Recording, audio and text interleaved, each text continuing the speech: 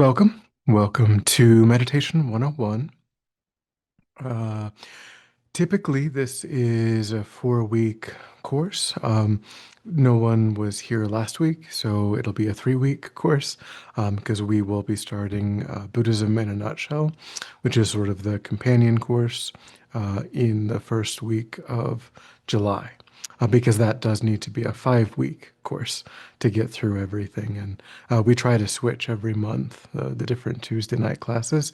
Um, when we get to the third class, we've got recordings of past versions of this class. I can send everyone a recording of the fourth class. So you can get the material from that we would typically be covering. But Meditation 101 is a very broad overview from the Tibetan Buddhist perspective. Our center, Thapten Norbu is associated with an umbrella organization called the Foundation for the Preservation of the Mahayana Tradition, or FPMT. FPMT is an organization that was started back in the 70s by Lama Zopa Rinpoche and Lama Yeshe, and it is, as an organization, particularly focused on Tibetan Buddhism, particularly Tibetan Buddhism from the Gelug school of Tibetan Buddhism. If you are getting into Tibetan Buddhism at all, you'll know that there are four major traditions within Tibetan Buddhism. They're broadly quite similar, but they were all started, packaged by individual monks who can be traced back to be the originators of these different packagings. And Lama Tsongkhapa is the person who packaged the teachings in such a way that it became known as the Gelug tradition, was the last of the four major schools to form. Um, so that is the perspective that TNL takes with all of our classes. We don't present material from the Theravadan perspective or the Zen tradition. We are affiliated with the Tibetan perspective. But it is the goal of FPMT not only to use the Tibetan perspective, but to present the teachings for a modern Western audience. So we don't emphasize as much the historical or the cultural trappings of Tibetan Buddhism to the same degree that you might find in a center whose goal is to recreate the experience of Tibetan Buddhism for those who are culturally Buddhist. We don't necessarily assume there are some things that we do that are more culturally based. Pujas, being one example, which are these, relatively long chanted prayers. Tomorrow, you may have seen the email that went out. Tomorrow is Sakadawa Duchen, which is considered to be one of the four great holy days in the Tibetan Buddhist calendar. And so we do celebrate the four major holy days, which commemorate specific happenings in the life of the historical Buddha. So there are some cultural aspects to what we do, but for the most part, we try to present people the philosophy, the meditations, the teachings in a way that can be picked up by the Western mind without an existing cultural connection to the teachings. And Meditation 101 is part of that way of presenting the teachings, in the sense that it doesn't assume that a person knows anything about meditation or Buddhist meditation, but it is going to be couched in the Tibetan Buddhist perspective as we go along. So, are there any process questions or kind of technical questions before we get started? All right. So, meditation. This class, the other thing that I always say about this class is that its main goal is to help people to understand how to begin a practice on their own at home. It isn't particularly, there are meditations that are sprinkled throughout the course, but its main goal is not the group practice of meditation. Its main goal is to give people the information that they need to be able to start a practice on their own. And there are some meditations that are included to give people some idea of what they might want to incorporate or where they might want to start. We do have a 30-minute meditation Monday through Friday at 7:30 Mountain Time, 7:30 to 8 a.m. Mountain Time. It's a guided meditation those 5 days out of the week. There is another one at 9 o'clock Mountain Time, also 30 minutes. That one, the 9 o'clock one, is more traditionally Buddhist. It's on what's called purification practice, which refers to dealing with unskillful actions that we've created in the past and the karmic potential that's laid down in the mind from those. And actually, in Buddhism in a nutshell, that class might help you understand the origin of that kind of idea a little bit better than this class would, because that class is the companion, as I said, and that class goes over a very broad level overview of the philosophical teachings, and not really so much meditation. So the two are really complementary in that sense. Okay, so the word meditation that we use in English, when we say meditation, there are many, many examples of words that we are using in English that are translations of Tibetan words, which probably originally were Sanskrit words that got incorporated into Tibetan Buddhism because the Sanskrit, what's called the Sanskrit canon, or the collection of teachings that were eventually written down in Sanskrit, the language, is the canon that uh, is most closely associated with Tibetan Buddhism. There's also the Pali Canon, it's a different language, and that's the canon that you find in the Theravadan tradition. So we are in the unique position of kind of this third level process where the original teachings were written down in Sanskrit, and then in the Tibetan, they were translated into Tibetan, and for us they had to be translated again into English for us to make sense out of them. And so in many many cases there's a sort of a loss of original nuance, and meditation could be an example, you might say, of that, because what it what it means, the actual word is the word gom, Gom. And the meaning of the word gom is to familiarize, to become familiar with.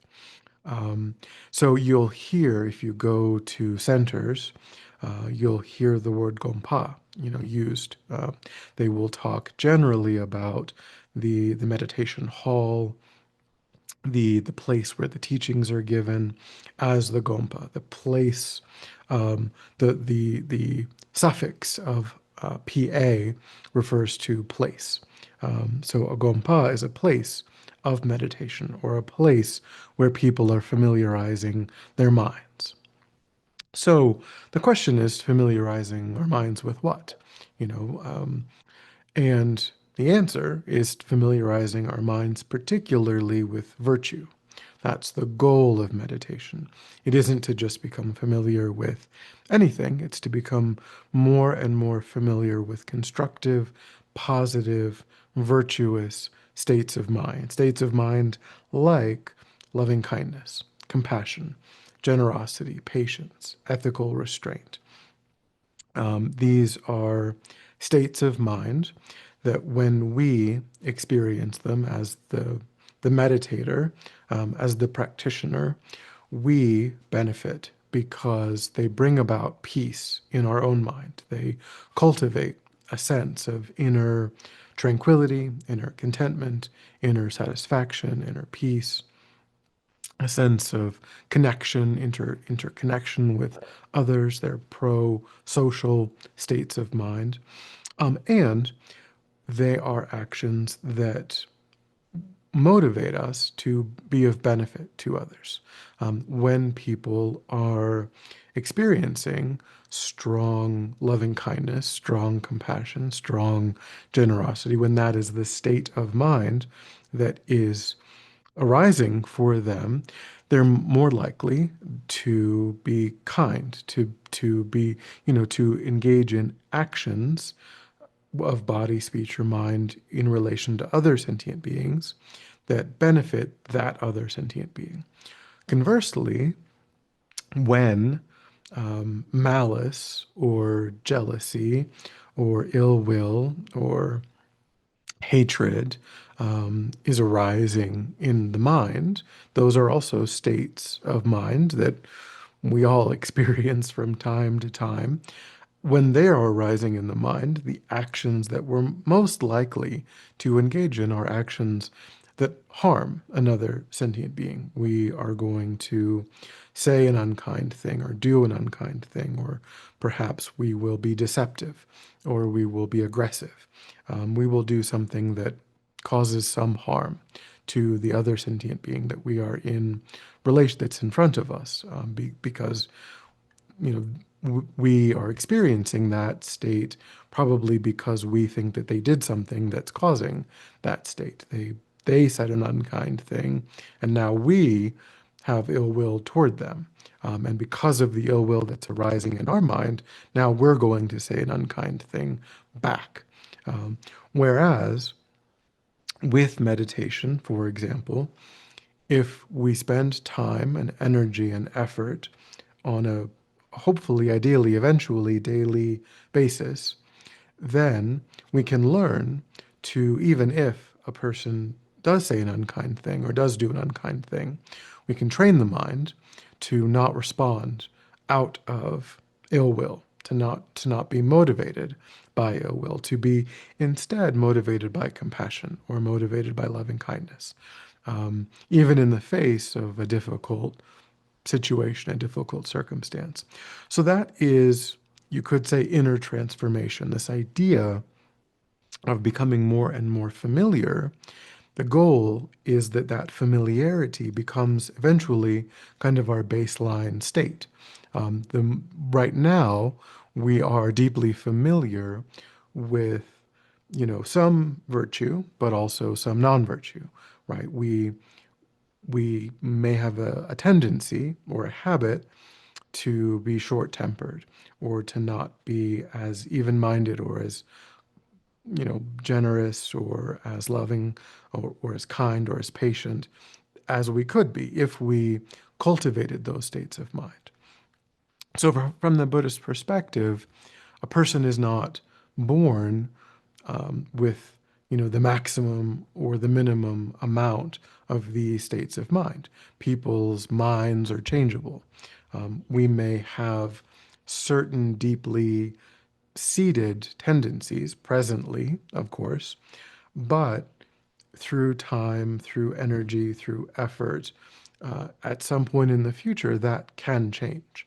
We can become more kind as compared to our baseline today, more generous as compared to today, and so on. And that's really the ultimate goal of having a meditation practice, is that it bleeds over into our daily life.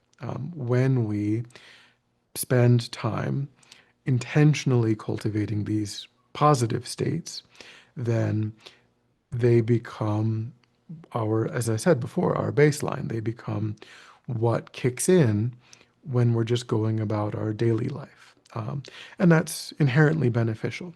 Um, and of course, there are, for people who choose to become Buddhist, um, then it can serve, the process of meditation can serve a deeper purpose as well.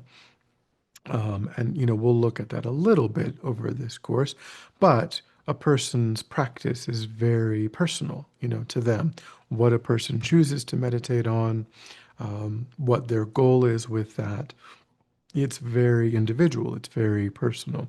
So it certainly isn't the case that a person has to choose, you know, the Buddhist worldview in order to adopt a meditation practice that is of great benefit to them as an individual. They might just pick and choose, from within the universe of options, a smaller subset than a person who decides to really adopt the Buddhist way of seeing the world, the Buddhist way of, you know, um, again, the Buddhist worldview, the understanding of our, why we exist and what is possible and so on. Okay. So, any thoughts or questions so far, or we'll continue?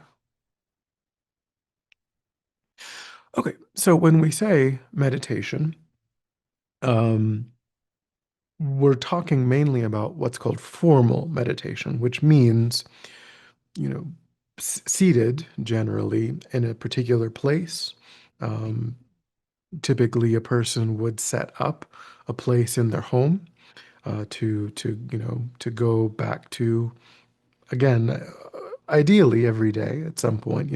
Maybe you could start with once a week, then twice a week, and your goal, hopefully, might eventually would be to get to where your practice is quite regular. It's at least once a day, could be twice a day. But when you are seated in meditation, there is a posture that we will discuss now that supports the cultivation of a calm, focused mind. Because another way of talking about meditation is to talk about it as a skill. So the purpose of meditation is to become familiar with a virtuous object. The skill of meditation is the ability to intentionally focus the mind on that virtuous object, ideally, eventually, without distraction. If we've tried to meditate at all, ever, we know that distraction arises, and distraction is anything other than the intended object. So we've at least heard of the idea of a breathing meditation, for example, right? Where we know the goal is to sit and to attend to the physical sensation of the breath. So if that's the object, let's say, then anything that arises in the mind that is other than that physical sensation is a distraction. And in a session of meditation, it's our job as the meditator to try to notice that the mind has wandered off of the intended object, and then to just bring the mind back to the intended object. Um, and eventually, from the Buddhist perspective, it's possible to get to a point where the mind is so trained in concentration that the mind doesn't move to any other object. The mind always has an object of meditation, the breath being one example, but there's many, many examples, and we'll talk about different categories of meditation. But there is always an object. The object is never just blanking out the mind or not having an object. There's always some object of meditation. But it is possible to get to a point where it is only that one object that arises in our mind, that the mind never has any other discursive thought. That takes decades of effort, generally speaking, but it is conceivable. It is something that people can do. Um, so this posture, the purpose of this posture that we'll discuss is to set our physical body up in such a way that we can kind of forget about the physical body, that we can adopt a really stable position and and then just let go of attending to what the body is doing because we know that the body is really grounded, really stable, really firm.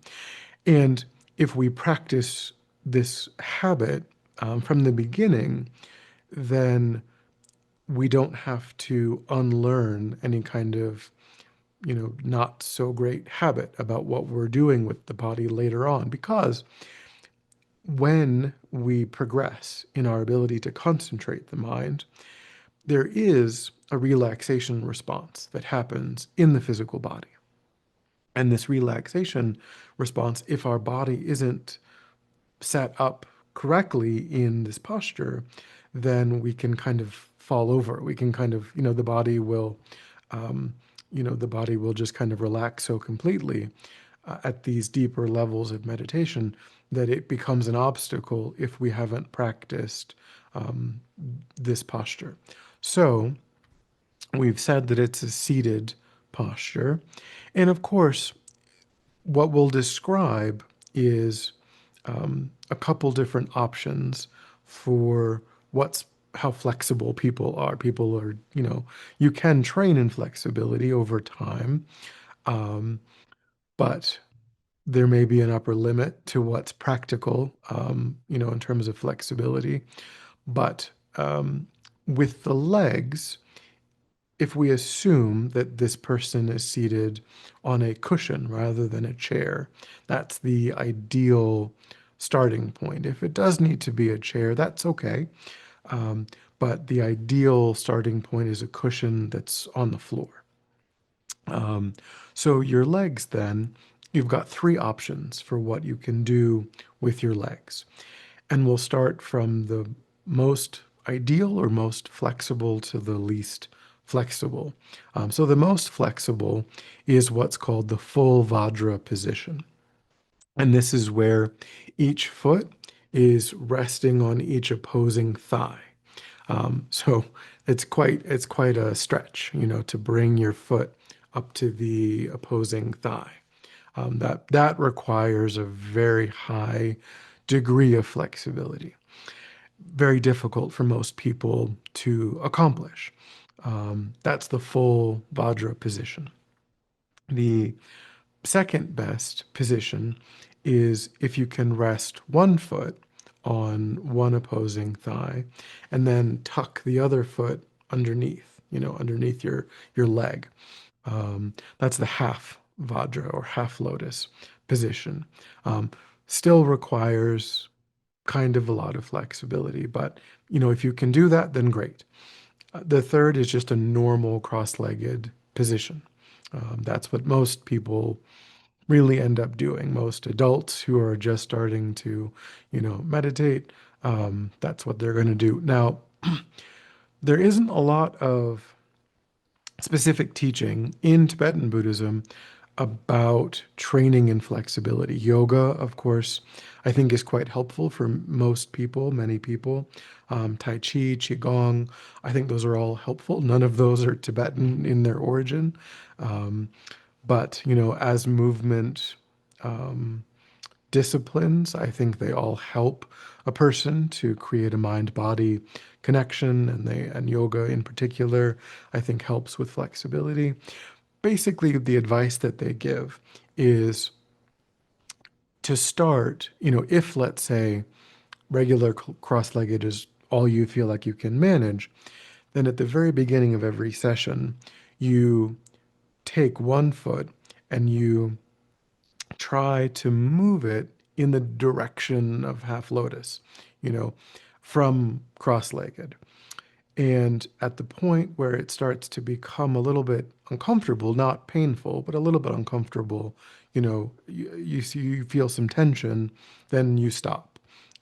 And you try to hold that for a couple seconds, a minute, you know, that's basically you're stretching, you're gradually you're kind of stretching out your tendons and everything by doing that at the beginning of every single session. And it could be that after a year, 2 years of doing that, maybe you'll end up with half lotus or full Vajra, full lotus. Who knows? So that's kind of all I can say about, trying to become more and more flexible over time. Is that if you make a little bit of effort at the beginning of every single session, um, don't do anything painful, but you kind of just move in that direction, then you might end up in a better place over time. And again, the point is that the full Vajra position is the most physically stable. It's the most Vajra. The word Vajra can mean immovable. It's one of the English translations of the word Vajra. So it when you can do that, your body is the most stable that it can be. But it's not, as I said, even if we're talking about a chair, that's fine. If you're going to do a chair, then you want to have your feet resting on something. You don't want to have them sort of hanging, just sort of loose. You want to put some sort of cushion or something underneath your feet to give yourself some support. Um, so those are the three things that you can do with your feet. I'm sorry, your legs. Um, so then the second aspect of this posture is your back. And this is really the most important, what we're doing with our torso, our back. So you really do want to have a nice upright torso as you're meditating. And you want to be aware of your back as you're meditating, so that you can correct what is happening. Because of course, in the beginning, we're going to have a tendency to slouch or to lean, or to lean forward, to lean back, to lean to the side, to be kind of hunched. That's going to be a natural tendency for a long time, for a while. So we want to have some awareness of, have I started to slouch over? Have I started to lean, so that I can kind of come back to center, so that I can correct that? In the same way that don't indulge, um, we don't intentionally indulge in distraction. We notice distraction and move the mind back to the intended object. In the same way, when we notice that our posture isn't so great, we should try to make a correction even during the course of a session of meditation. So we do want to try to adopt this nice upright spine, but not a stiff, not one where the muscles are kind of tight. Um, you kind of want to just sort of let your body hang on the skeleton, but you want to position, your spine, kind of, in the right place. So if you position your spine um, right in the middle, and then you allow your body to hang on your spine, then everything will be okay. You know, so and there are some small stabilizing muscles that are involved. Particularly the low back, and there are some stabilizing muscles, and if you start to meditate, you'll notice that there can be some soreness, there can be a little bit of, because you are using some muscles to keep yourself upright, because you don't want to be hunched, you don't want to be kind of leaning, but you don't want to be kind of, really super rigid with your muscles either. So it's relaxed but upright. Um, One visualization that can help is if you think of like a beam of light that is from the tailbone all the way up to the top of the back of the head. You want that beam of light to be like a straight column. You don't want it to be kind of, going up or down or left or right. You just want it to be a straight column that's right through the middle of, you know, the back, the back there. So yeah.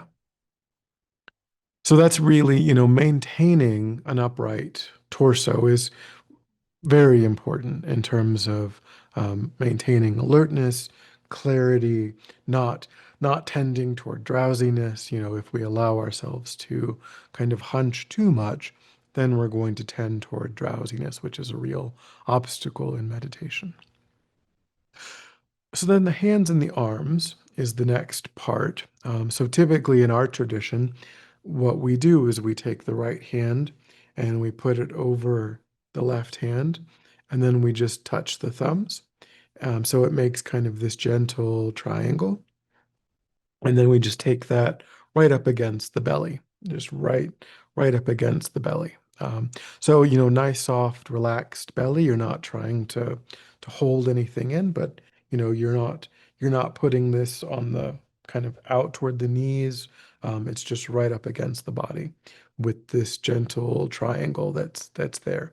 This creates a nice circuit of energy, between the connecting the arms here, and also, of course, then you have some pushback from, your wrists and so on resting against the thighs. That will also help to keep you upright. If you feel more comfortable, of course, it's fine to, just rest your hands on your knees. That's okay if you feel more comfortable like that.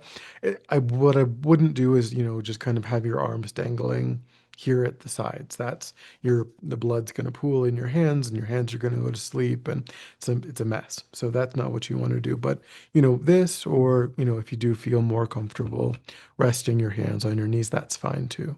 Um, yeah. So that is, and then so when you're doing that, you want to kind of think about having a little bit of spaciousness around your armpits, around the sort of space between your elbows and your side. So of course you don't want to flare your arms outward, but you also don't want to have them tightly pressed against your sides.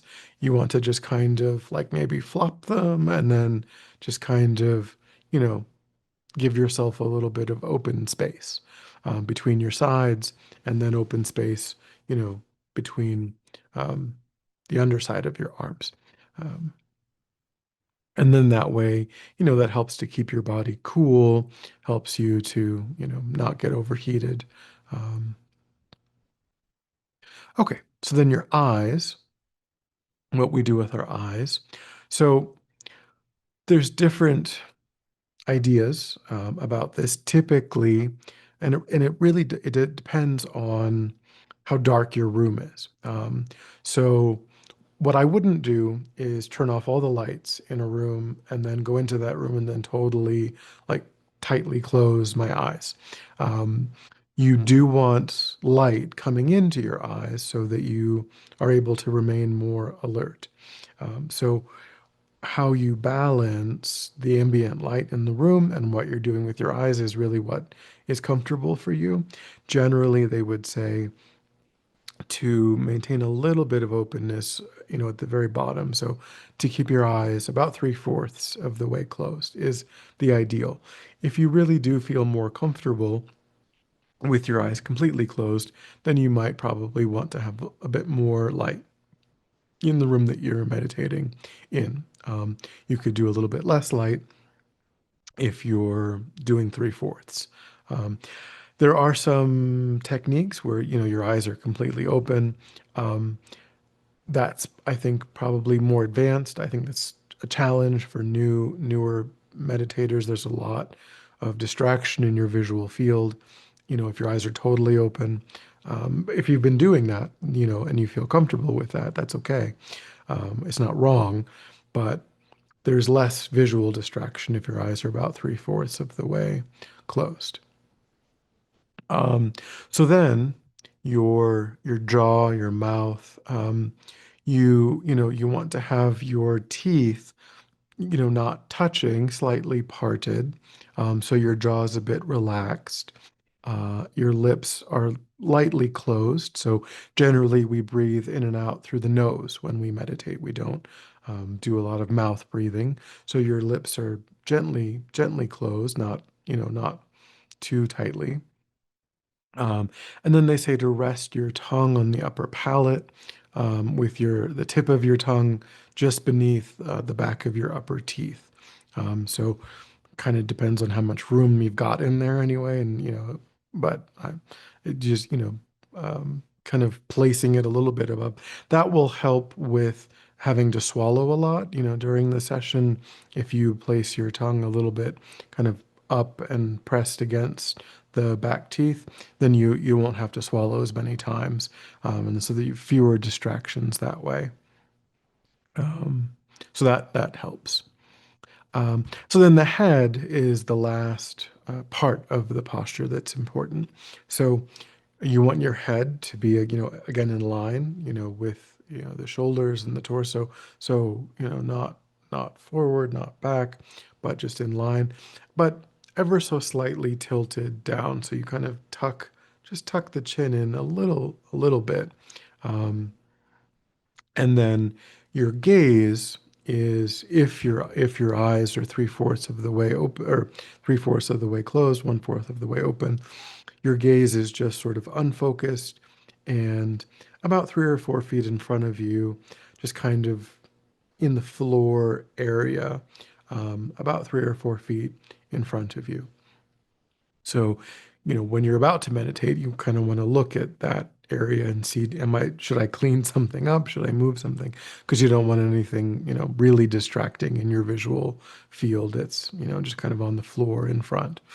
Um, but yeah, so it's your eyes are just, they're unfocused, gazing slightly downward is the idea.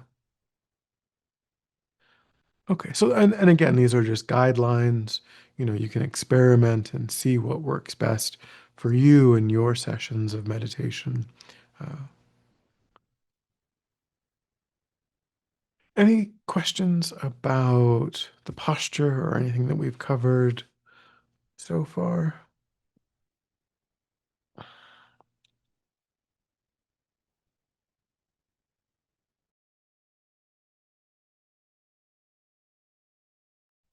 All right. Okay. So we'll talk now about two of the main skills that we use in meditation. One is called mindfulness or introspective awareness, and the other is concentration. Um, so, and these are skills that we use in every session of meditation. We may use them at different times, to different degrees. Um, but so concentration is the ability, as I mentioned before, the ability to hold the mind on the chosen object. So when it, concentration would prevent the mind from wandering to a different object. It holds our awareness onto the object. Mindfulness or introspective awareness is kind of watching what is going on in a little bit more of a global sense.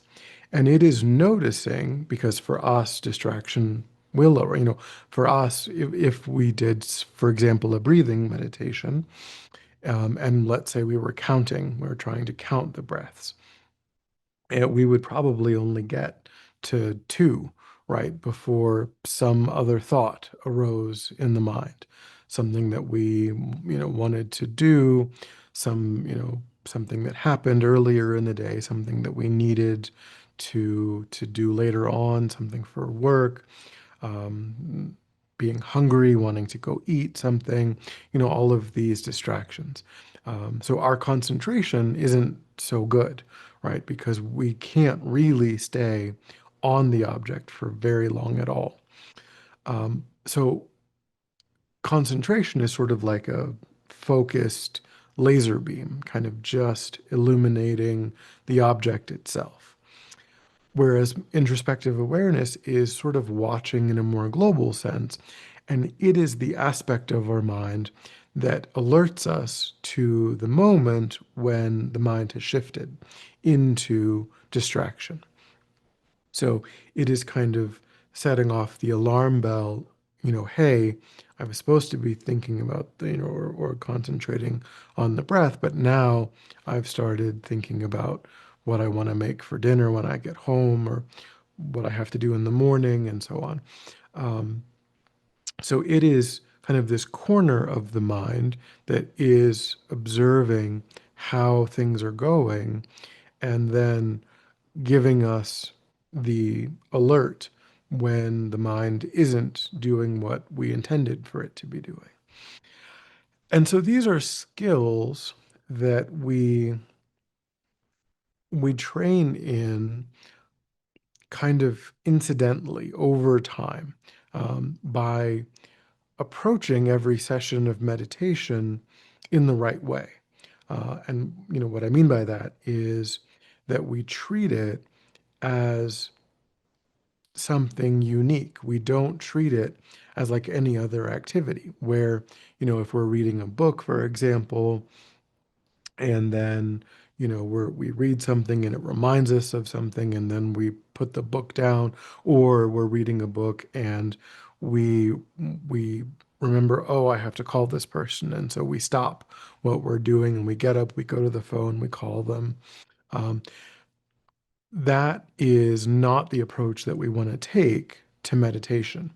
When we've decided to engage in a session of meditation, then we choose, we do two things. One, we choose what the object of that session of meditation, whether it's 5 minutes or 10 minutes or, however long it's going to be. So maybe you could say we do three things. We choose how long we're going to meditate, we choose what we're going to meditate on, and then we decide not to indulge in distraction intentionally, to energize distraction, that we tell ourselves when distraction arises, I will notice the arising of distraction and I will bring my mind back to the object. Now, of course, for us, there's going to be a relatively long gap in between the moment that distraction arises and the moment that we've noticed that we've become distracted.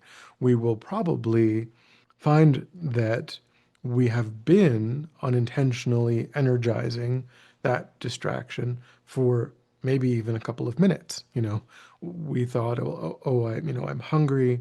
This is what I'm going to eat. This is, and then I have to go to the store. I don't have everything that I need. I have to buy. This is what I have to buy. Is that, does, is everybody else going to want to eat that? Am I going to have to argue with someone? We're going to have this chain of thoughts, this elaboration on the first thought. The first thought was just the sensation of hunger in the body, right? And then the second thought was, what am I going to eat for dinner? And then the third thought was, do I have all of the ingredients? So this chain of thoughts that we've gone down, this kind of rabbit hole that we've gone down. And it's quite likely that we're going to be pretty far down that chain before it occurs to us to move the mind back to the object. But by doing that, by even then, even 2, 3 minutes later, moving the mind back to the object, we are telling ourselves that's what this is. That's the point. Um, that, you know, I want to remain concentrated on the object. So we at at the very when we start focusing on the object, we try to, cause it to arise strongly in the mind. We try to stay kind of stuck to the object.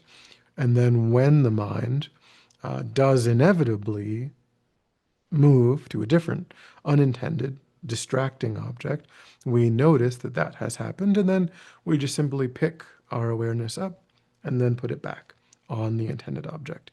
Then we're going to get distracted again, and we're going to do the same thing again. We're going to notice that distraction and put the mind back on the object again. We're going to do that for as long as the session is 10 minutes, 15 minutes, whatever. And then after a year of doing that, we get better at concentration and introspective awareness just naturally. We're not doing anything, um, you know, other than that process.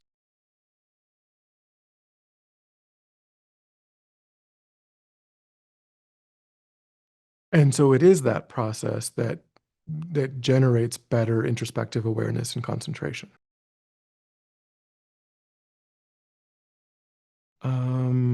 Yeah. So these are two complementary skills that we use in every single session. We want to employ concentration to hold the mind on the object. And then, because we know that distraction is inevitable, we want to be able to have good introspective awareness or mindfulness that will allow us to, as quickly as possible, go back to the intended object. Any thoughts or questions so far?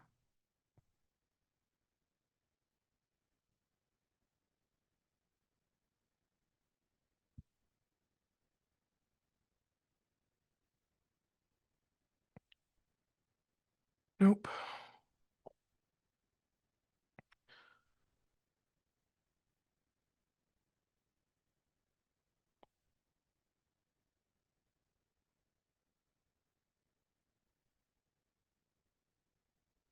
Yeah, so I mean, it's important to understand then that distraction isn't a problem, right? It's not.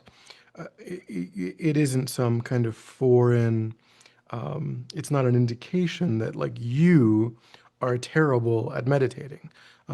We often think that way. We think, when I become distracted, or the fact that I become distracted kind of means that there's something wrong with my personal ability to be a meditator, to learn meditation.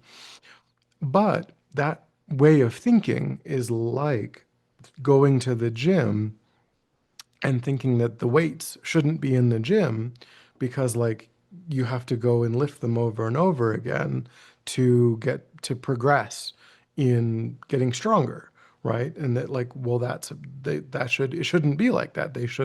I should just be able to get stronger just by wanting it or just by thinking about it, and that would be irrational, right? We know that if we want to get stronger physically, then we go to the gym, and that's where the heavy things are, and we lift them over and over again, and that's the process. And then a year later, 5 years later, we are stronger than when we started. So that's what distractions are doing for us. They are the weights that we are working with, and that is the mechanism that we are employing to become better at meditating in the future. And so it is that is the process that every meditator, that the Buddha, that every meditator uses. All of the bodhisattvas, all of the Buddhas, all of any teacher that you can, the Dalai Lama. I mean, any teacher, they all had to go through the same exact process. Their minds, broadly speaking, are exactly the same, as our minds, and they had distraction and they dealt with it. They didn't indulge in it intentionally. They approach their sessions with the right mindset, the right perspective, and and then gradually their mindfulness, their concentration improved, and and with that their familiarity with virtue improved.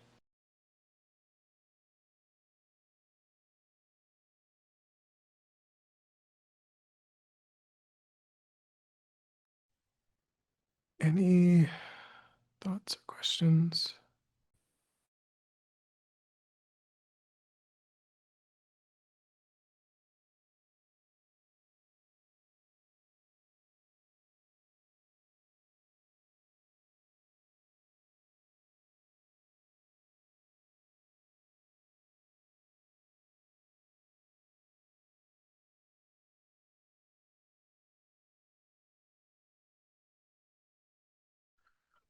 Okay, so let's, as I said, we will be sprinkling in some meditation. So um, we'll do two very short meditations, and these will demonstrate these skills of concentration and mindfulness. So the first meditation object will be, or the first meditation will be a breathing meditation. And then the second meditation will be what's called bare awareness or the bare attention. So, in whatever way you would like, you can try to set yourself up in a stable position using whatever you can from what we discussed about how to establish a stable, upright posture.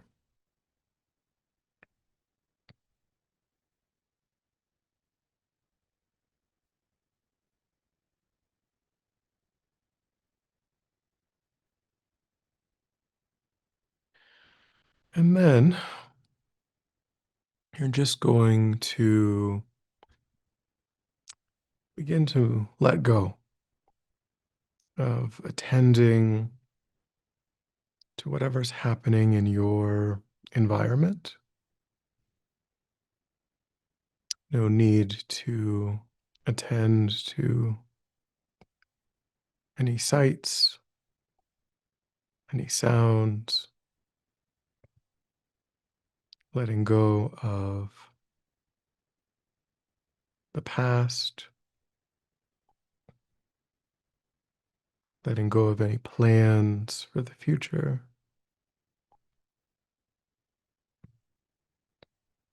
bringing your awareness into the present moment by focusing it on the physical sensation that accompanies the in-breath and the out-breath in the space around the opening of the nostrils. So breathing naturally, breathing normally, not trying to force the breath in any way. Just try to pick up on whatever you can, whatever sensations are present in the space around the opening of the nostrils during the in-breath and during the out-breath.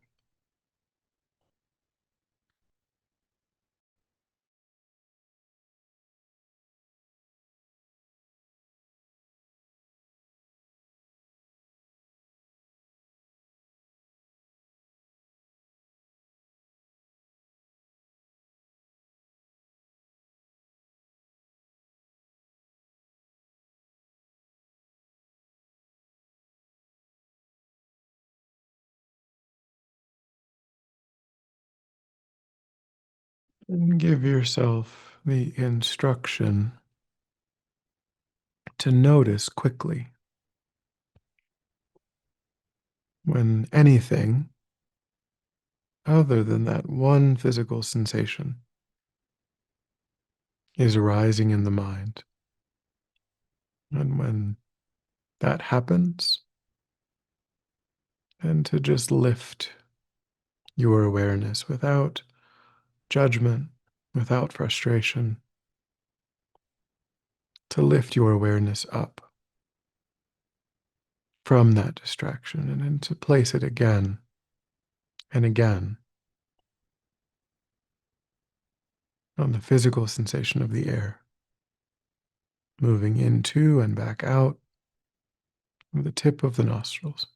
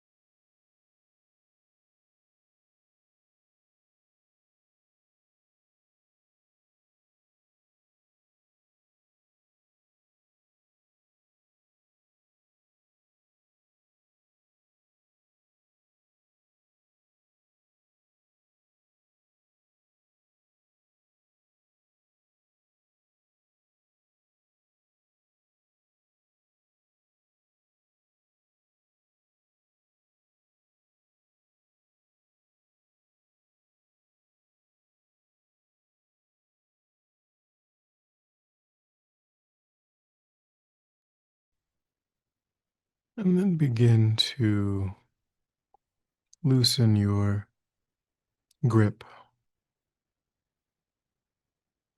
on that physical sensation and allow yourself to become aware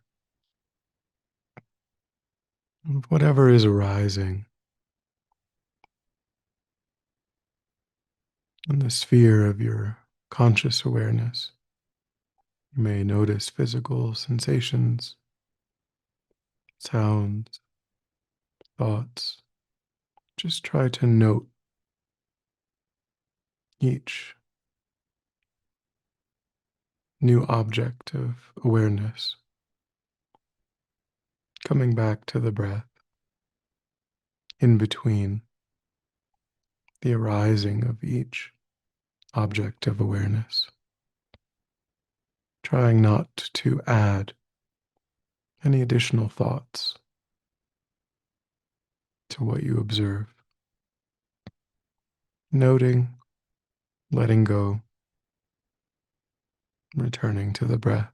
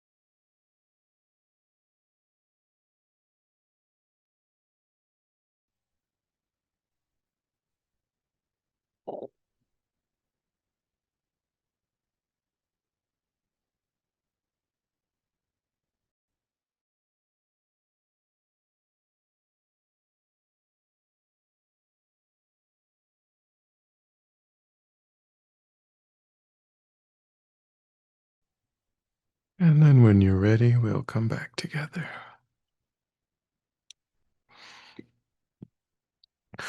So you could see maybe that the first part of that, when you're ideally, the goal is just to be focused on the breath.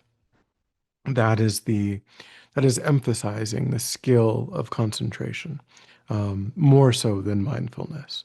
Of course, mindfulness is involved because we still need mindfulness or introspective awareness in order to notice the arising of distraction and bring the mind back. But when we moved to the second part of that, and the goal was to have this kind of, I mentioned, sort of a laser beam or laser focus is concentration. Introspective awareness is kind of more like a spotlight, kind of the sort of broad, kind of one of those big, things that they on the buildings with the, kind of these big spotlights. That's what introspective awareness is, taking in sort of the whole picture of what's happening in the mind. Um, so you can get a sense of the flavor of those two skills, those two aspects that are complementary that we train in with meditation. Any thoughts or questions?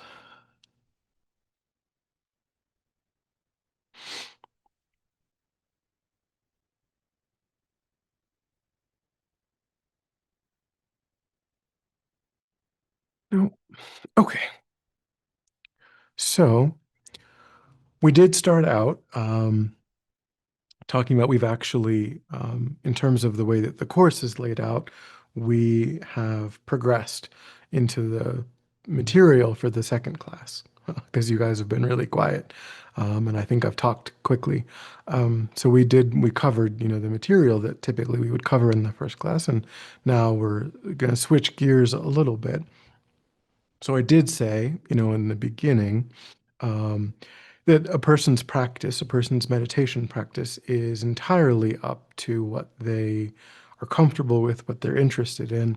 But we are a Buddha center, so we'll talk a little bit about how meditation can and does fit in to a Buddhist practitioner's um, process. Um, and you can still, I mean, a person can still take whatever, from Buddhism, whatever is useful. A person, so, I mean, there's different ways of applying meditation. Meditation, very broadly speaking, can be applied to any philosophical or religious tradition. A person can use it to become more familiar with Christianity, with Judaism, with Islam, with whatever, or very, very secularly kind of constructed, you know, objects of meditation. Um, or if a person finds aspects of Tibetan Buddhism helpful, then a person can take just those helpful aspects of Tibetan Buddhism as well. Um, uh, or a person can really, at some point, decide that they are really interested in the whole picture of Tibetan Buddhism. So, for that kind of practitioner, um, meditation does play a critically important role. Um, Meditation is ultimately the vehicle that we use in Tibetan Buddhism, not only to just be a better person, that's certainly good and a side effect and important to find it easier to speak politely and kindly, to find it easier to want to be helpful to other people, to be, more generous, more loving, and so on. But it's primarily for, in the Buddhist context, is the vehicle that we use to tap into a deeper level of our potential. We, as I mentioned, earlier, we do have the potential to cultivate loving kindness, compassion, generosity, etc. To, in 5 years' time, 10 years' time, to be someone who spontaneously has an easier time being kind and patient and so on. But from the Buddhist perspective, this process has a deeper level as well. I mentioned, we all know that Buddhism comes from the teachings of the Buddha, who was a historical figure, Shakyamuni Buddha, who lived in the present day Nepali Indian region about 2,600 years ago. And the reason that, so the word Buddha is a title. It's not like his name. He was actually Siddhartha Gautama, was his birth name. Buddha is a title. And what it means is the one who is awake, or the awakened one. And it was a title given to him by the people that he taught. The people, we've heard of probably the sutras, the collected public discourses of the Buddha, and his students, the people that he gave the sutra teachings to, they referred to him as the Buddha, the one who is awake. Um, so awakened to what? Awakened to the highest potential of the mind, um, which is beyond simply being kinder and more patient and more loving and so on, because the mind is not like the body. The body, the mind and the body, from the Buddhist perspective, the mind and the body are interconnected, interdependent, but they are separate continua. From the Buddhist perspective, our physical body began in the womb, and our physical body has changed since then, grown and so on. And it's still, it's changing moment by, we're aging, we're still alive. So that process is ongoing. And at some point, our body, even just left up to natural processes, in the absence of anything particularly wrong, our body will cease to function. Our system will shut down when we hit 100 and something or 90 and something, if we're lucky enough to not have cancer or a heart attack or what have you.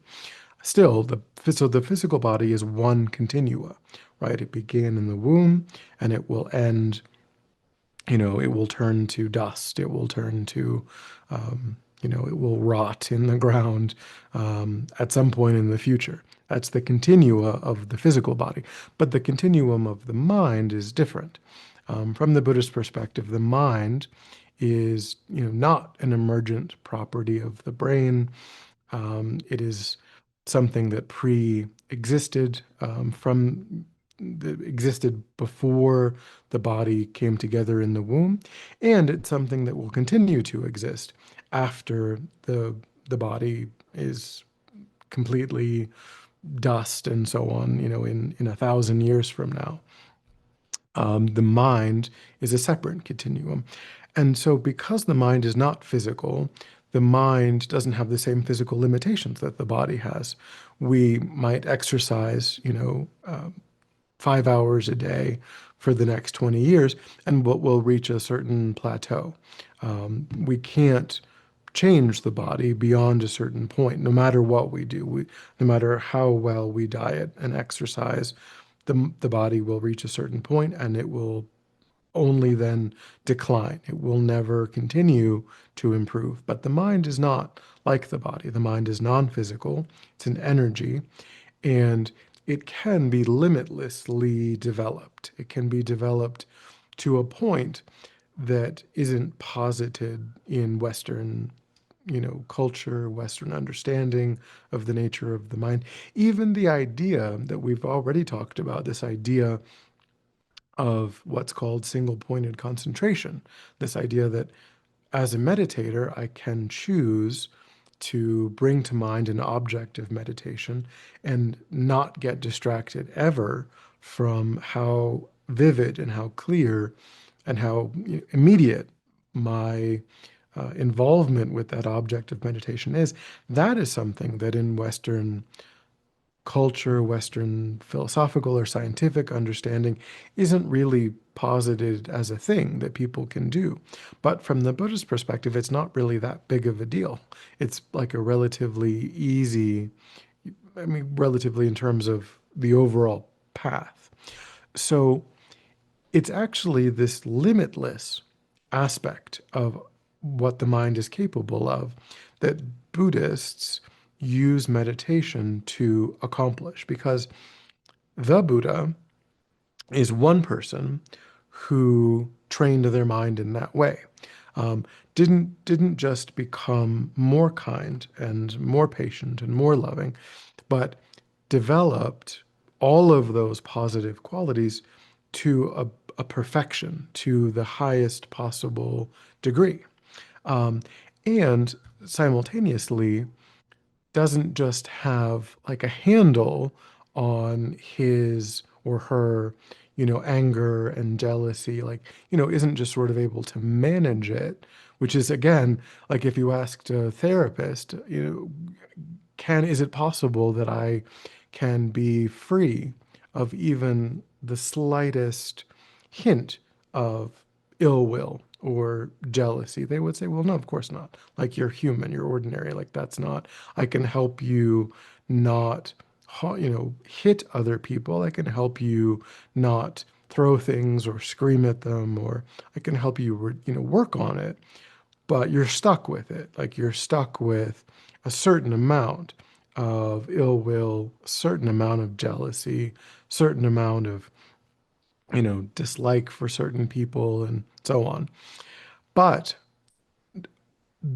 the Buddha and anyone who similarly trains their mind can also be free of even the slightest trace of those problematic states of mind, those states of mind where we talked about when hatred is arising in my mind, I suffer.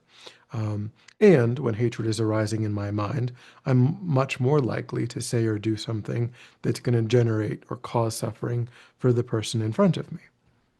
So a Buddha is this kind of being that's not really a human being, because a human being is, from the Buddhist perspective, there's different kinds of beings. Um, and a human being is necessarily, a person who does have, some hatred, some jealousy. They do have an ordinary mind. And as long as we have an ordinary mind, there will be some of these negative states. And the degree to which we have the positive, virtuous states will be limited. But we can transgress that boundary. Um, we can become a Buddha, just like the Buddha became a Buddha. And that is what Buddhists use meditation ultimately for. It is to tap into, because our mind is suitable for becoming a Buddha. Just like the Buddha wasn't always the Buddha was an ordinary being at a certain point and simply trained he manifested as a male. So that particular, but there are female Buddhas in the sort of pantheon of Buddhas that are talked about. But Shakyamuni Buddha did show the aspect of being male. So, for him, he was an ordinary being up until he wasn't, up until he had trained his mind, up until he had completely eliminated all trace of negativity and perfected all of these virtuous states. Um, and to go a little bit further, what happens at that point is that the mind does not. Um, so as I mentioned, the Buddhist model of the mind is, at its root, it is just clarity and awareness. So it is a non-physical energy that can generate some internal representation of what it is directed toward. So we can see something, we can taste something, we can hear something, we can touch something, we can think, we can imagine something, we can plan something. And whenever we're engaging in any of those cognitions or perceptions, there's an inner representation of whatever it is that we've tasted or touched or thought about or heard or what have you. And that's all that the mind is clarity and awareness. So clarity and awareness in and of itself um, is free from all of those, all of what we are experiencing as negative, as hatred and jealousy and ill will and so on, these problematic states. They are not intrinsic to the mind's most essential nature. They are present in our experience, um, that they are part of our daily life, unavoidably, but they are not one with the mind's most essential nature. So that means that the analogy that they give is like dirty water, right? Water is H2O, molecules of hydrogen and oxygen, together. The dirt that you add to the water, if you look at the water, it just looks like it's one thing. It just looks like black, a black substance. However, if you boil that water and then you're left with dirt over here and the pure water over here, because the two things were never actually one thing. And from the Buddhist perspective, negativity and the mind are like that.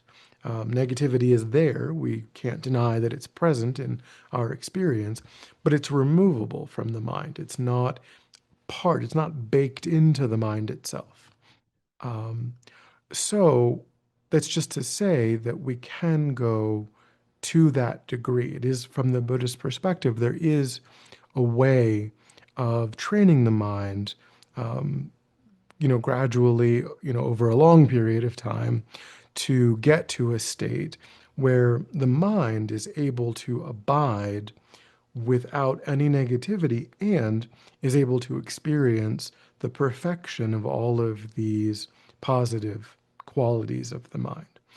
And when the mind does that, another function of mind is that it associates, as we mentioned, you know, for this lifetime, our body began to come together, and then the mind associated with that form, that physical form. That's what the mind does. So, as we mentioned, when this form can no longer support this mind, we call that death, when body and mind separate. When body and mind separate, mind takes another form, associates with another form.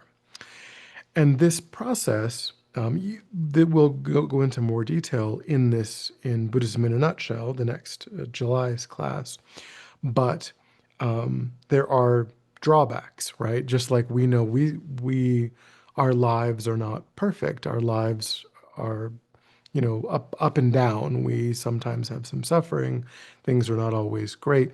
That's the limitation of having this ordinary mind, right? There's nothing immoral or monstrous or bad. It's just ordinary, right?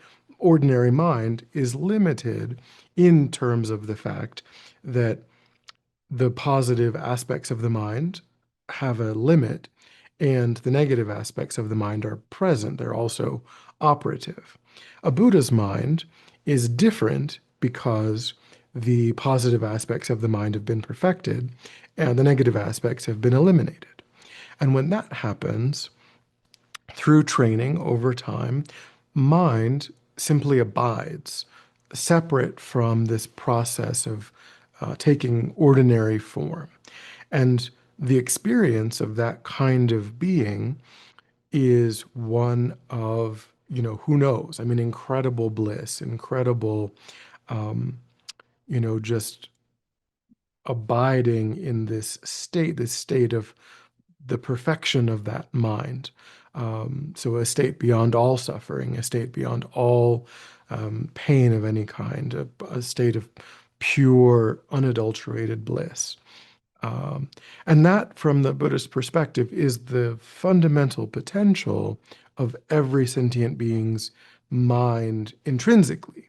It's just a question of whether that is cultivated, whether that is developed, or not. It's up to us. We're not obligated to train in that way.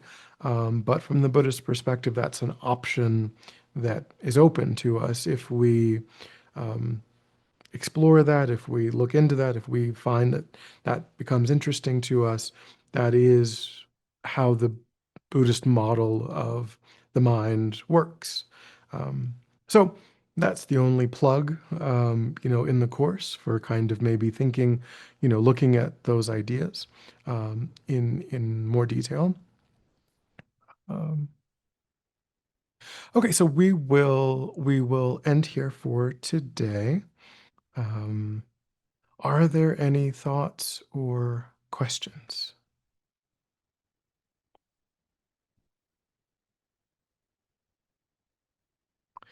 Okay, so I have a document. Um, it is entirely voluntary. It's kind of something to sort of think about in the break time. Um, between this class and next class, kind of some things to ponder, to look at, but totally optional. I'm not going to call on anyone next week. If you'd like to discuss, anything that was in here, we can discuss it, but it's just kind of for your own benefit. And there's also materials on the event page. There's a materials link on the event page where I think this is also. Um, and Okay, so unless there are any thoughts or questions, we will leave it here and we will pick it back up next week. Thank you. Absolutely. Thank you for coming. Have a great night.